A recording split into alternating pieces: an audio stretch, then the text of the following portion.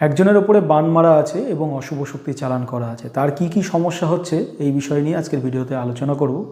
কারণ এই বান মারা বা কারোর ওপরে চালান করা থাকলে বা অশুভ শক্তি প্রয়োগ করা থাকলে বিভিন্ন ধরনের সমস্যা হয়।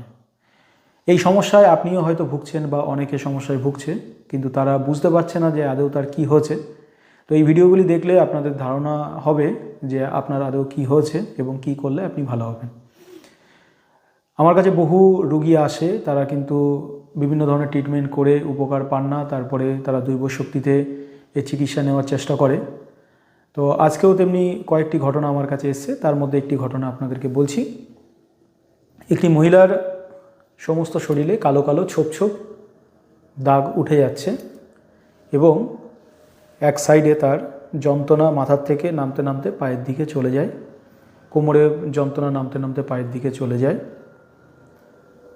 শরীরের মধ্যে কোথাও কোথাও পিন ফোটায় এবং জ্বালা পোড়া করে।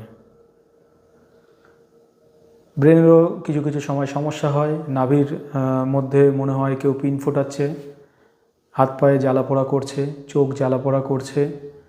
তো এই সমস্যায় বহুদিন ধরে ভুগছে, তারা নার্ভের ট্রিটমেন্টও করাচ্ছে এবং সবাই বলছে নার্ভের সমস্যা, কিন্তু শরীরে কোনো রোগ ধরা পড়ছে না, অথচ ব্যথা যন্ত্রণা, শরীরের মধ্যে পিন ফোটানো, শরীরের মধ্যে জ্বালা করা, ভয় পাওয়া, রাতে উল্টোপাল্টা স্বপ্ন দেখা, স্বপ্নের মধ্যে ভয় পাওয়া, এই ধরনের সমস্যাগুলি তার শরীরের মধ্যে দেখা দিচ্ছে। বিভিন্ন রোগ ব্যাধি তার শরীরে লেগে থাকছে, কিন্তু কোনো রোগ ব্যাধি ভালো হচ্ছে না। কোনো সময় দেখা গেল ঘাড়ে প্রচণ্ড যন্ত্রণা, ঘাড় নাড়াতে পারছে না, এদিকে ওদিকে যন্ত্রণা চলাফেরা করছে। তো এই রোগীর ক্ষেত্রে দেখা গেল যে তার কিন্তু পেটে ওষুধ করা আছে এবং শত্রু তার উপরে ক্ষতিও করেছে, এছাড়াও তার উপরে ভূত প্রেত চালান করেছে এবং তার উপরে দৃষ্টি আছে। এই বিষয়ে ট্রিটমেন্ট দেওয়াতে এখন ট্রিটমেন্ট চলছে। পরবর্তীতে আমি বলেছি উপকার পেলে ফিডব্যাক দিতে, অবশ্যই তারা উপকার পেয়ে ফিডব্যাক দেবে।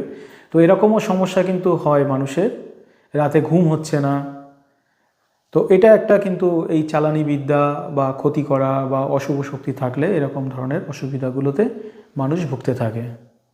আরও কিছু বিষয় এগুলো আলোচনা করব যাতে আপনাদের বুঝতে সুবিধা হয়, কারণ এরকম অনেক ঘটনা আমাদের কাছে আসে। আরেকটি ঘটনা নিয়ে দ্বিতীয় পর্বে আপনাদের সাথে আলোচনা করব।